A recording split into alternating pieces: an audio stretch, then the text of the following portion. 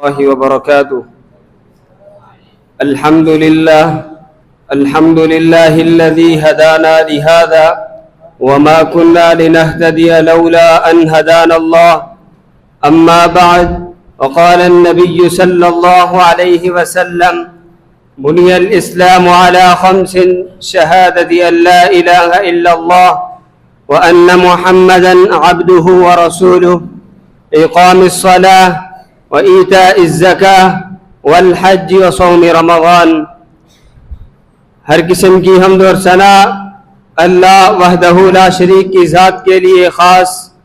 درود و سلام امام الانبیاء جناب محمد الرسول اللہ صلی اللہ علیہ وآلہ وسلم کی ذات گرامی کے لیے۔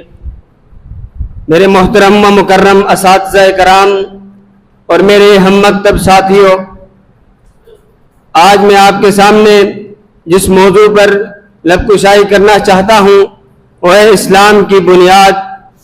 اسلام کی بنیاد 5 چیزوں پر رکھی گئی ہے۔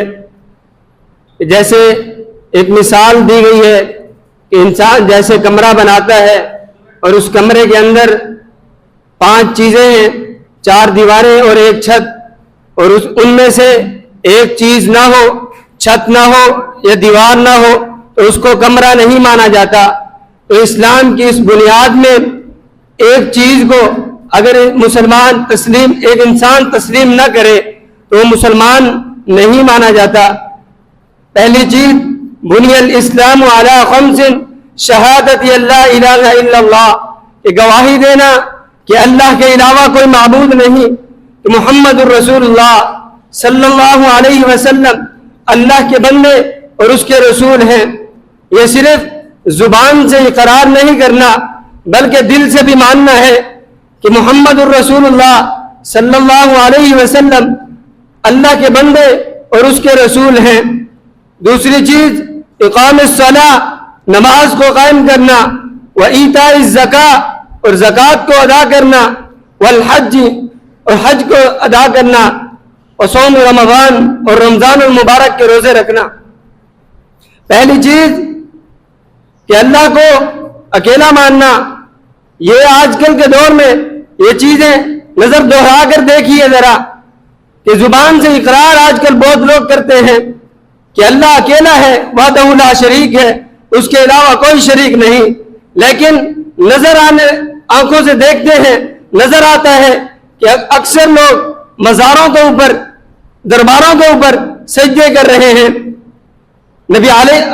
اللہ تبارک و تعالی نے قرآن مجید میں ارشاد فرمایا: ان اللہ لا یغفر ان یشرک بہ ویغفر ما دون ذلک لمن یشاء، کہ اللہ تبارک و تعالی ہر اس گناہ کو معاف کر دیتا ہے سوائے اس گناہ کے جو اللہ تبارک و تعالی کے ساتھ کسی کو شریک کرے۔ اور دوسری چیز، اقام الصلاۃ، نماز کو قائم کرنا، نماز کو وقت مقررہ کے اوپر ادا کرنا۔ اور تیسری چیز، وایتاء الزکاۃ، زکوٰۃ کو ادا کرنا۔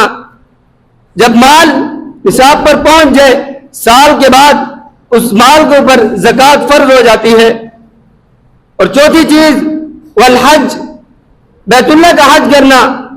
انسان کی زندگی کے اندر بیت اللہ کا حج 1 مرتبہ فرض ہے اگر مال کی استطاعت اور طاقت رکھتا ہے۔ اور 5ویں چیز، وصوم رمضان، رمضان المبارک کے روزے رکھنا، یہ بھی ہر مسلمان کے اوپر فرض ہے۔